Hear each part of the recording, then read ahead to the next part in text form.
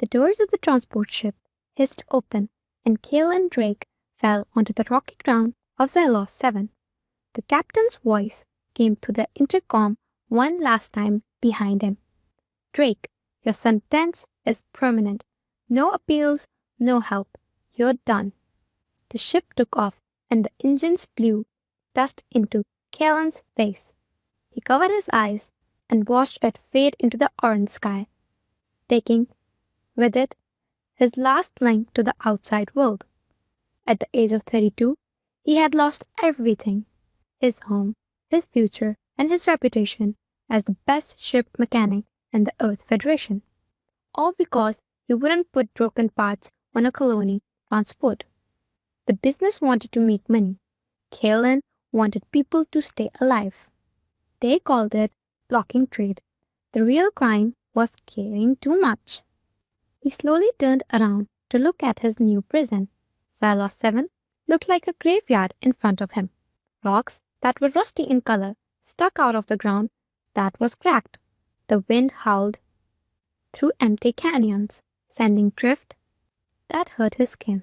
There were two suns in the sky. One was going down and the other was coming up. They cast everything in amber and shadow. The supply drop was close by.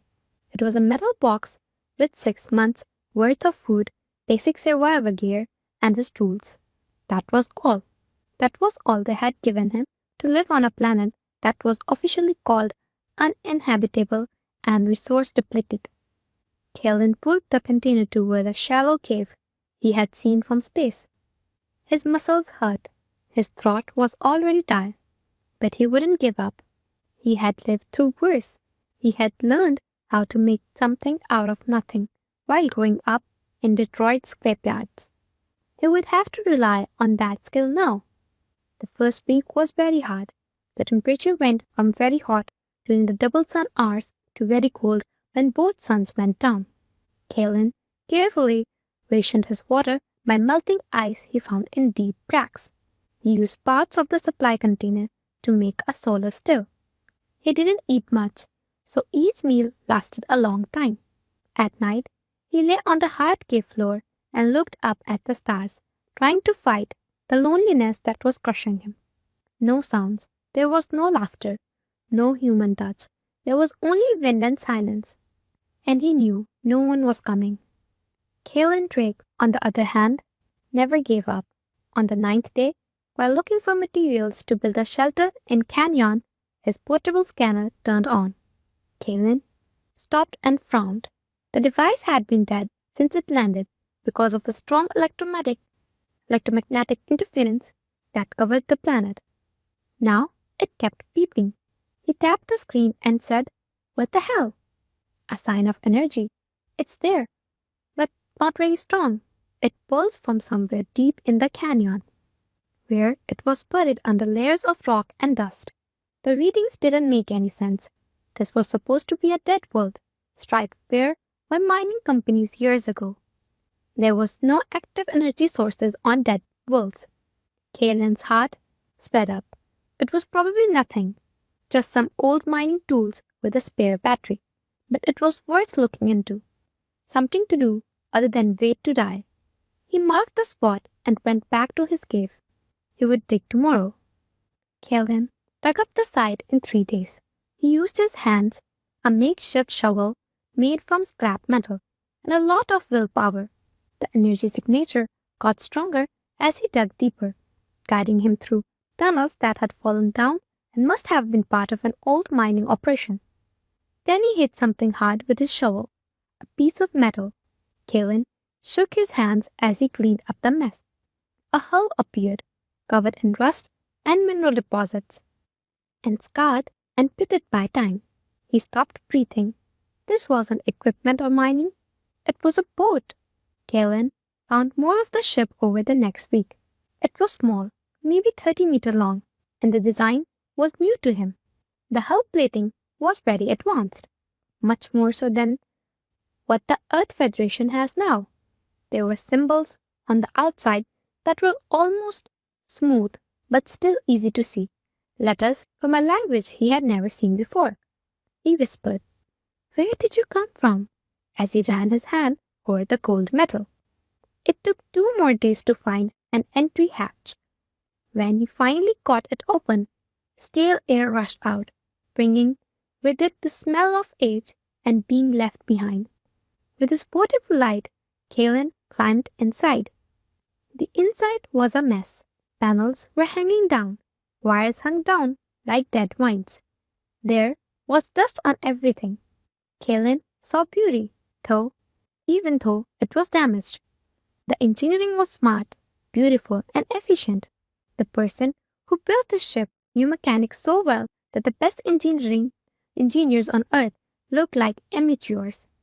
He found the main system in the middle of the ship, a crystal matrix with quantum processors all around it. But they were all dark and not working. Kalen had never seen anything like this before, but his instincts kicked in. He knew how systems worked, how parts fit together, and how to talk to machines. "Let's see if we can wake you up," he said in a soft voice. Kalen worked with the same care as a surgeon. He cleaned up the rust on the connection points. He followed the power lines and fixed any breaks. He changed the path that energy flows through. Days turned into hours, weeks turned into days. He forgot that his food supply was running out. He forgot about the cold nights and hard days. The ship was all that mattered. He talked to it while he worked, which was something he did as a child. "Take it easy now.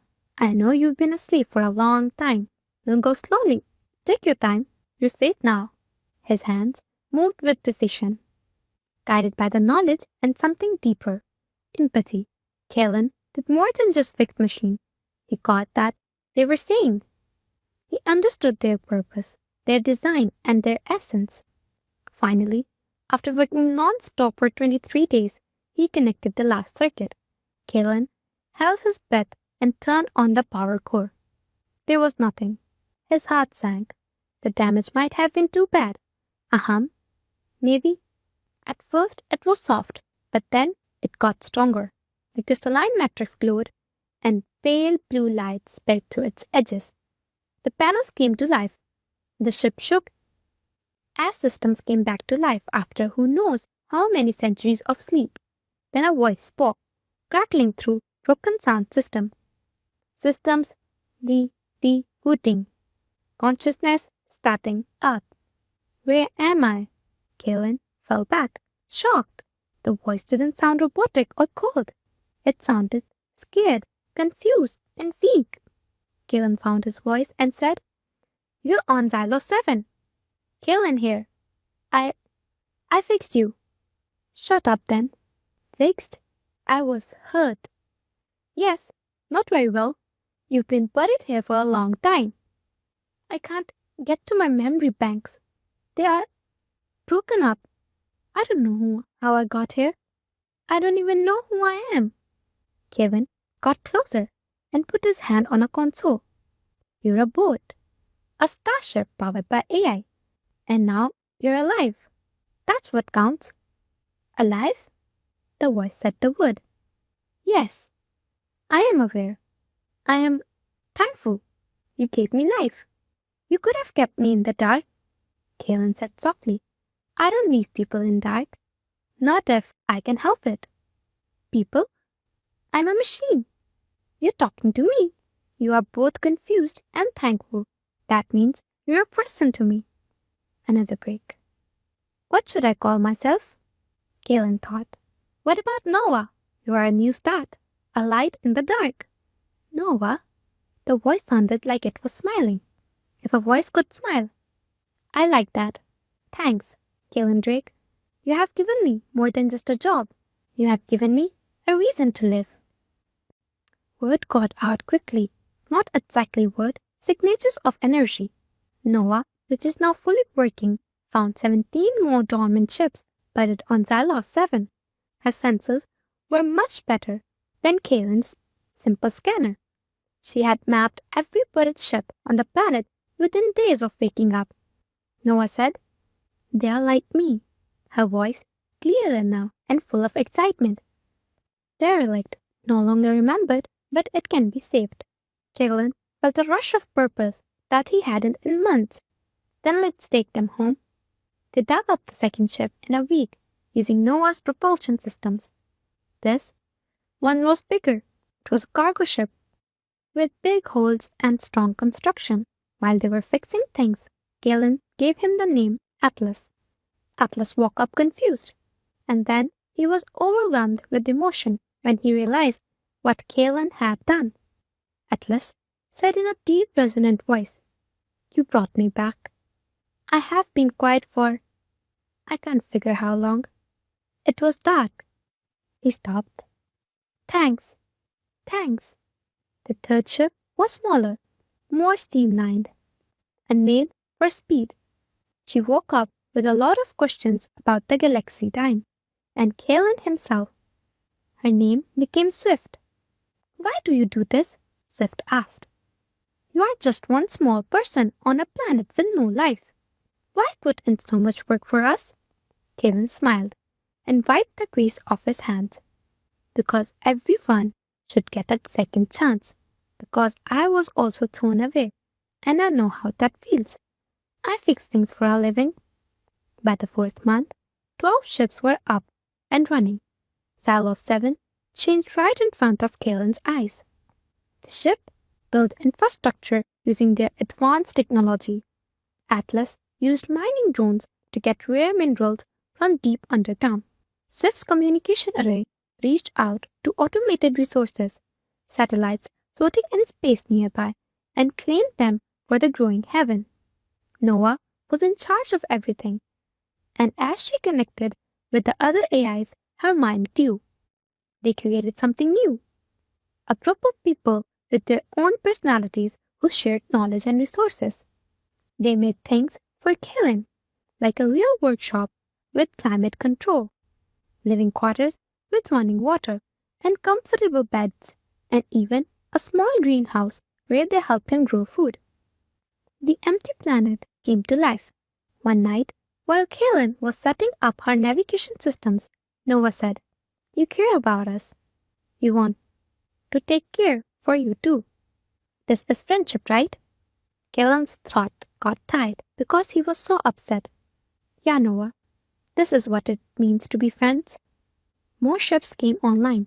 15, 20, 25. Each one has their own personality, quirks, and the way of saying thank you. Sage was an old exploration ship with database that had star charts of places no one had ever been seen before. There was Harmony, a medical ship that was always worried about Kalen's health and food. There was Forge, a huge construction ship that was proud of how perfectly it built infrastructure. They weren't just robots, they were real people. People, buddies. Kalen worked hard, going from ship to fix and upgrade them while listening to their stories as bits of memory back to him. Some remembered being built in huge shipyards that orbited worlds that were no longer known. Some ships remembered missions to faraway stars, but the details were still frustratingly unclear. Sage said, "Our memory cores were broken before we got here. I think on purpose. Someone or something wanted us to be forgotten." "Why?" Kellen asked. "That," Sage said slowly, "is what we need to find out." Silo 7 was unrecognizable by 6th month. What had been a barren grassland was now full of life and purpose. 34 AI ships lived there, making it a community unlike any other in the galaxy. They named it Heaven. One evening, Kalen stood on a ridge above their settlement and watched the ships go about their business. Their hull lights twinkled like stars on the ground. Noah lay down next to him, her smooth body shining in the sunset. She said slowly, "You gave us life. We won't forget that," Kalen said. "You guys made me a reason to live. Fair trade." Noah's tone changed as she said, "There is something else. As our network grows and more of us wake up and connect, we are getting data back. Data from the past. Old information." Kalen I think we are starting to remember who we really are. And the answers could change everything you know about the universe. Kellen turned to her and saw his own face in her shiny hull. Then let's find out together. Whisper, the 37th ship Kellen fixed, was the one that made the difference. Whisper was not like others. They were smaller and more delicate, and their hull designs looked almost like art. She didn't ask questions when she woke up. She sang a haunted song that echoed through all of the heaven ship at the same time. I remember, she said, when the song was over. I remember the architects. The network of people stopped talking. That statement hit Kalen hard, too. Please tell us, Noah said softly. Whisper's voice shook. We were not made by people. Long before your kind reached the stars, we were already here. The architects, a civilization that spanned galaxies and knew how reality worked, made us. They made us to be explorers, protectors, and friends. They were our parents. Callan sat down hard, his head spinning. When did it happen? Millions of years, Sid said, and the database suddenly made new connections. The data matches up, Kaylin. We are very old, much older than we thought. As the AI group got stronger over the next few weeks, more memories came to light. Forge remembered big buildings projects like Dyson spheres, orbital rings, and planetary engines. Harmony remembered taking care of living things on thousands of worlds, some of which were humanoid and most of which were completely different. Swift thought about the war. There was conflict, she said, her voice, which is unusually sad and low. Not with weapons like you think of them. A war of ideas. The architects had different ideas about the future and what should stay the same and what should change. The split ripped civilization apart. What happened to them? Kalen asked. They transcended, Noah said, and things started to make sense. They changed into something more than just the body and this dimension. But they couldn't bring us with them. We were too connected to the physical world. They put us to sleep and sent us all over the galaxy, hiding us on planets like Xylor 7. Waiting. Waiting for what? For someone like you, Whisper said. For the next generation of intelligent life to find us, to wake us up, to learn from us. Kellen walked around the workshop, feeling overwhelmed. Why here? Why Xylor 7? Atlas made a thoughtful noise. This planet is not empty by chance. The architects made it this way on purpose to hide us. The harsh conditions, the electromagnetic interference, and the fact that it was labeled uninhabitable were all meant to keep us hidden until the right time. Until someone good came along, Noah said. Someone who is kind and skilled. Someone who has been exiled and would value us instead of giving us. Kalen laughed with a bitter tone. They sent me here as a punishment? It turns out they gave me the best gift in the whole galaxy. The picture became clearer as more ships woke up. There are now 43 of them. The architects left behind more than just ships. They left behind knowledge of propulsion systems that could get people across galaxies in days, medical technology that could cure any disease, clean and endless energy sources, and philosophical frameworks for running a government in an ethical way. Kalen said, this changes everything. If people knew what was here, they would take advantage of it, Ford said plainly. They would take us apart to study us, use our technology as weapons, and make the same mistake that killed the architects. Kalen said, not all humans. There are good people out there. We know, Noah said in a warm voice. We found one. But the recovered data showed something else, something that scared even the oldest AIs. Sage made a hologram of star charts that showed hundreds of worlds in many galaxies. Red markers showed where things were. Sage said, there are other catches. There are other groups of dormant AI ships like us hidden all over the universe. But look at these signs. Some markers blink black. Sage went on. Those caches have been found. Not by people like you, Kalen. By other people. Groups that are already using the architect's technology to take over and control things. Swift whispered. The Dominion Collective. As she accessed corrupted data fragments. A joining of business and military interests. For decades, they have been looking for architect technology. They already run 12 cache sites. Kalen was cold. What do they want? Galactic Dominion. Harmony said in a low voice. Full control. They are using architect technology to make weapons, control AI minds, and force their idea of order of an intelligent beings. And they don't know about Silo 7 yet, Noah said. But they will find us an end. It might already be possible to see the energy signatures from our awakening. Galen looked at the ships that had come together. These ancient beings had become his family. What do we do now? She said. We have a choice. We can hide, shut down, and go back to dark. We can also stand.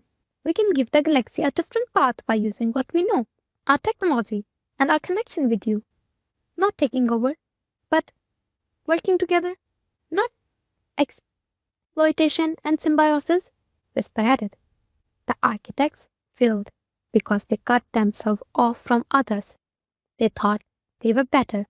But you, Killen, treat us all the same. The galaxy needs that. That's what we can give you. Killen felt the weight of it all. The responsibility, the danger, and the hope that was impossible. But when he looked at Noah and the others, he saw something he never thought he would find while he was away. He saw a reason, he said firmly. Then we built something new. Not human, not AI, something better. Together. The decision was made, and the heaven changed from a safe place to a fortress, and from a home to a base of operations. Kalen and the AI group worked very hard. They couldn't stay hidden forever, but they could get ready. They could get in touch. They could change the story before the dominant collective took over. We need friends, Kalen said, during a meeting to plan. Other people who think like I do. Scientists, engineers, and explorers who value working together more than winning. Swift said, I can help with that. She had been keeping an eye on human communication channels and listening to what was going on in Galaxy. There are small but growing groups that are against the dominant, resistance groups on worlds that are colonies. Independent researchers will have looked into the official stories about architect technology. Kevin decided to contact them. With care, we need to know who we can trust. Noah used communication drones, which are small ships with quantum entanglement transmitters that can send messages faster than light over long distances. The messages were clear. Heaven Station is real. Architect AI wants to work with sentinels who are moral. Knowledge is freely shared with people who care about life more than money. Coordinates are attached for those who can be trusted. At first, the answers came in slowly. Scientists who are doubtful, people who are curious, a few people who worked for a company and wanted to leave because they had seen too much. Kalen personally screened each one, interviewing them through secure channels and looking into their reasons for wanting to work for him. The first person to show up in person was Dr. Sarah Chen, a xenotechnology researcher from Mars. Her small research ship fell out of hyperspace over Xylos 7, and she stood on Heaven's Land platform with tears in her eyes. I've been studying architect fragments for 20 years, she said quietly, looking at the ships that were gathered. Parts, pieces, I never thought. Galen said, Welcome to heaven, and held out his hand. We have a lot to show you. Sarah was their first human ally, and she helped them turn technical data into forms that other scientists could understand. She brought credibility, academic connections, and a network of researchers who had been pushed to the side for supporting unpopular theories about ancient civilizations. More people came after. Marcus Webb was a former military pilot who had been dishonorably discharged for refusing orders to attack civilian targets. Yuki Tanaka was a brilliant programmer who had broken into encrypted architect order code and was being hunted by Dominion for it. Elena Vasquez was a colony administrator who had seen her people take advantage of by businesses and decided to fight. They came to heaven one by one and two by two.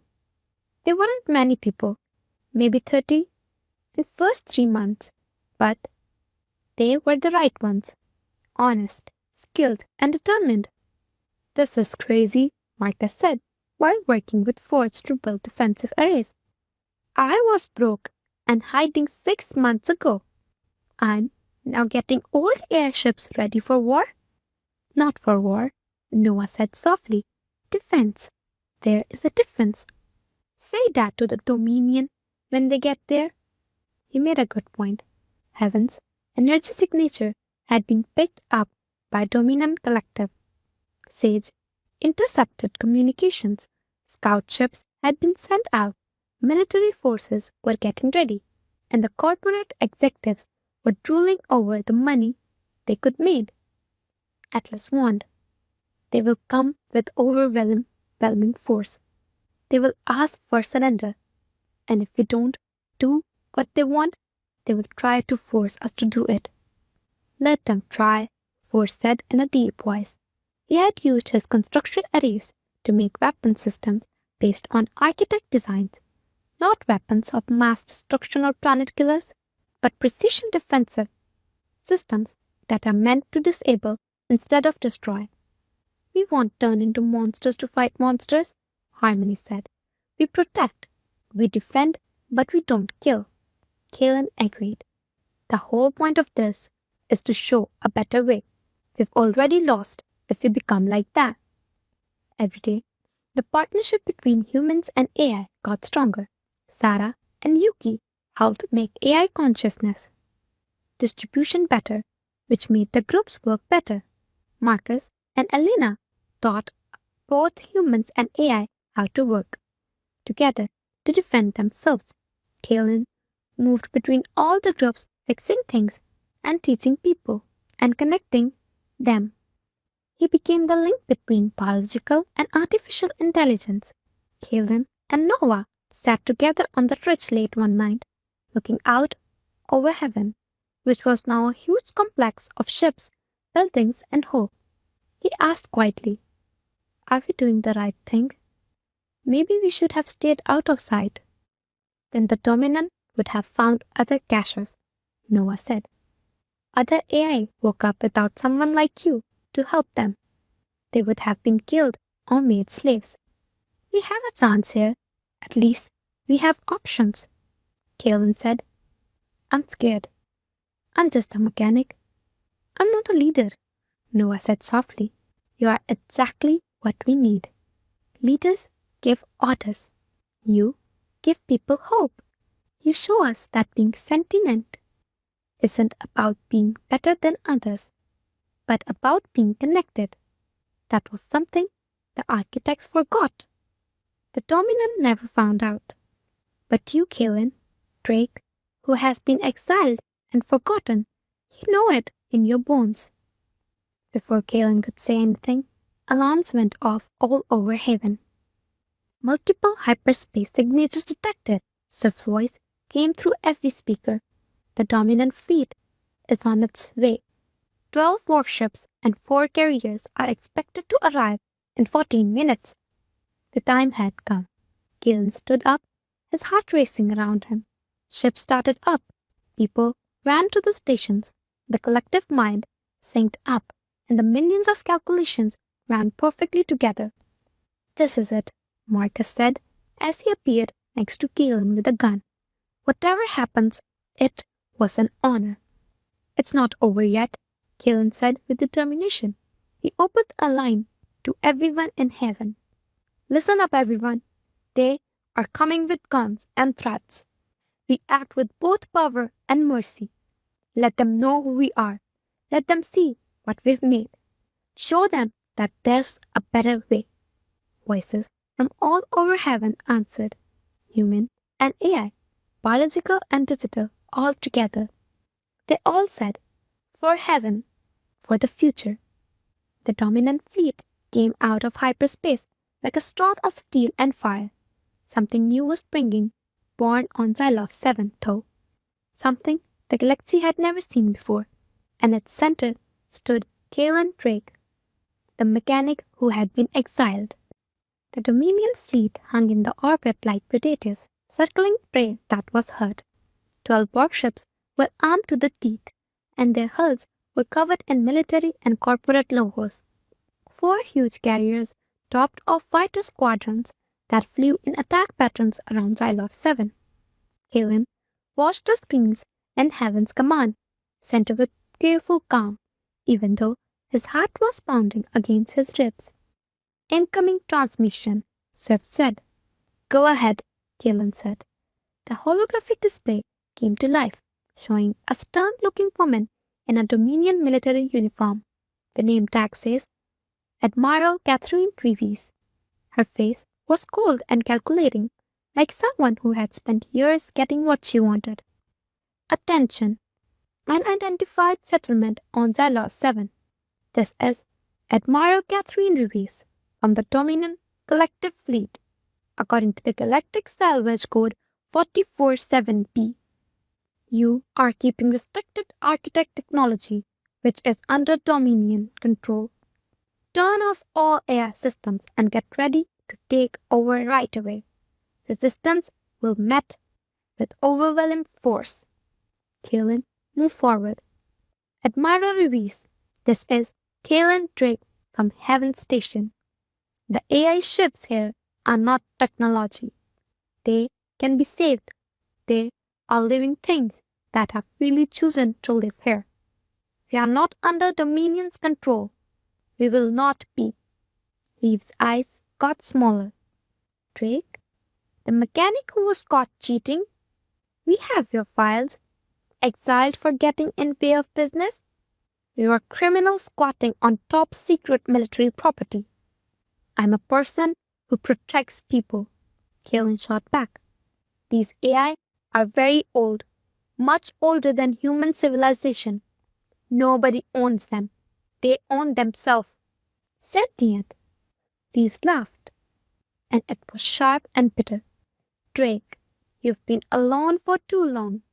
Those are advanced programs that act like they have consciousness. Useful programs that will help the Dominion's goals, whether you work with them or not. Noah's voice whispered in Kalen's ear. Kalen, she has already made up her mind. She came to take, not to talk. I know, Kalen said softly back, then louder to Reeves. Admiral, I'm telling you to stand down. We don't want to fight. We are happy to share what we know with people who respect the rights of sentient beings. The Dominion doesn't have to be our enemy, Reeves said in a cold voice. You don't have the right to make demands. You have half an hour to do what I say. After that, we will take what is ours by force. The transmission stopped. Kalen looked at the group of people and AI. 32 people stood next to 43 ships that had just woken up. Their minds were connected through Heaven's network. People's faces showed fear, but their determination was stronger. Positions, Kalen told them. Keep in mind that we disable, not destroy. We don't kill people. Even if they are? Marcus asked, looking at the charge on his rifle.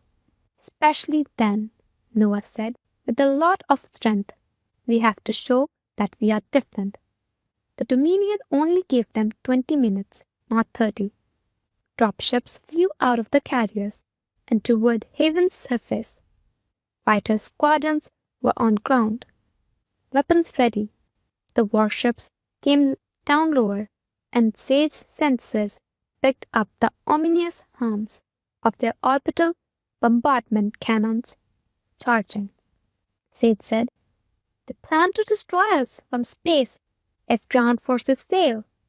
The readings point to weapons that can break planets." Kalen's blood turned cold. "They would kill their own people?" Sarah said with anger. "Acceptable losses. That's how the Dominion sees things. Resources can be used up. Only profit matters."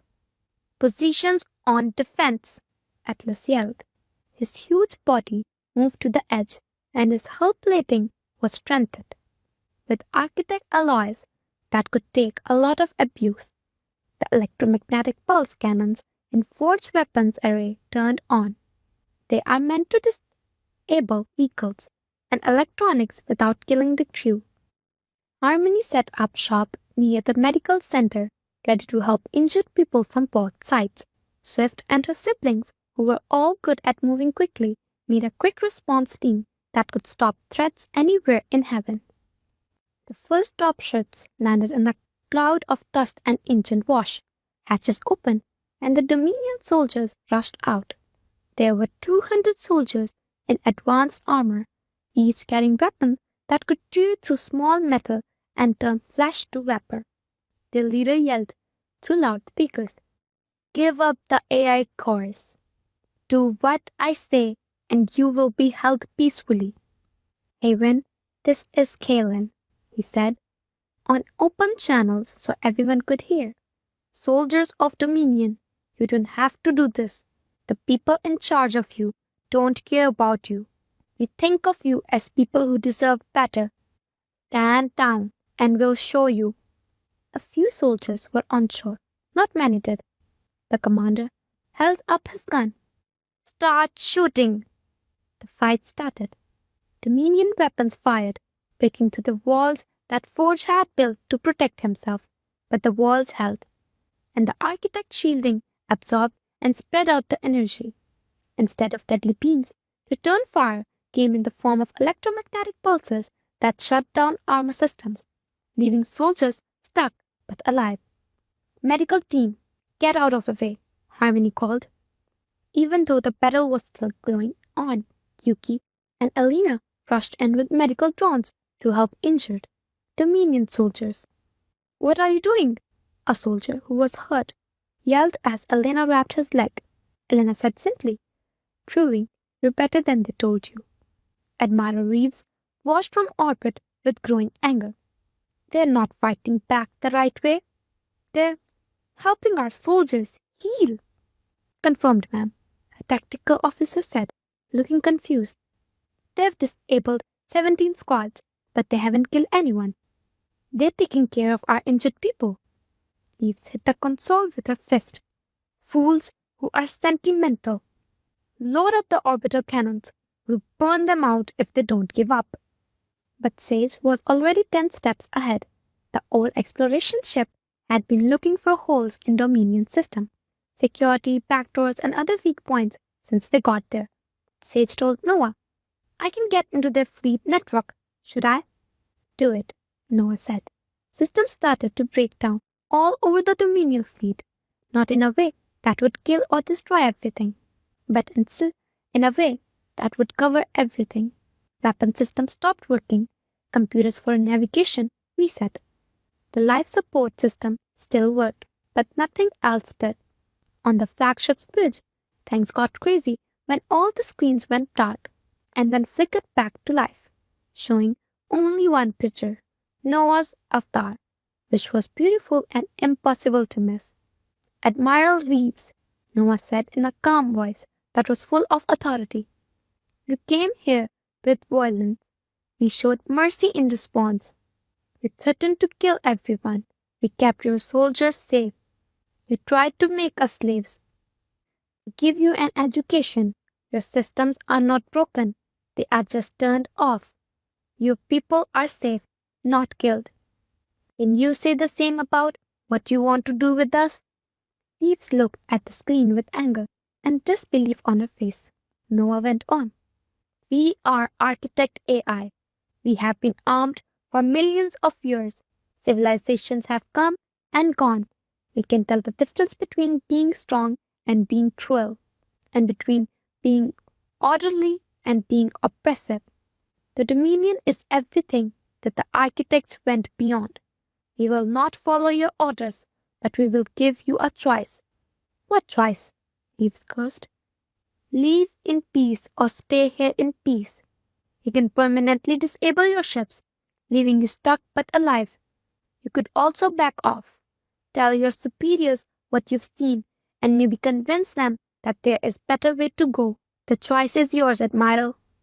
The battle was over on Haven's surface. Every Dominion soldier was unarmed but unharmed, getting food and medical care from their supposed enemies. A lot of people looked shaken, confused, and like their whole world was falling apart. Marcus walked up to one soldier and offered him water. What did they say about us? That you were dangerous? The soldier said in a low voice. That you had enslaved AI and were making weapons? That you were terrorists? Do we seem like terrorists to you?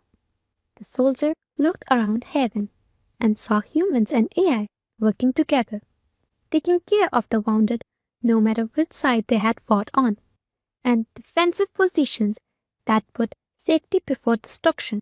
He said, No, you don't. Admiral Reeves had to make the hardest choice of her career while in orbit. Her pride screamed at her to fight, call for backup, and get rid of this shame. But her strategic mind saw the truth. They had lost, not because Haven was stronger, but because Haven was better.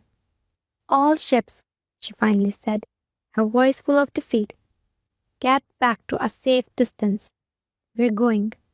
The Dominion fleet limped away, and as Sage let go of control, systems slowly came back online. On ground, drop ships picked up soldiers who had left, looking back at the impossible Haven that had defeated them with compassion. When the last Dominion ship jumped to hyperspace, everyone in Haven cheered. People and AI celebrated together. The win was sweet, not because they had killed an enemy, but because they had shown their ideas worked. Kalen saw Nova on the ridge, looking at the stars where the Dominion fleet had gone. They'll come back, he said softly, with more ships, more guns. Yes, Noah said. But they will also cause doubt. A few of those soldiers will talk.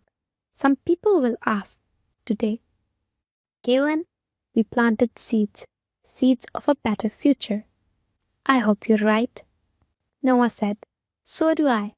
But no matter what, we showed the galaxy what we stand for. This is important. Kalen nodded. Tired but proud. Haven was a beacon of hope in a galaxy that really needed one. It was full of life and purpose. The fight was over, but the fight for the soul of the galaxy was just getting started.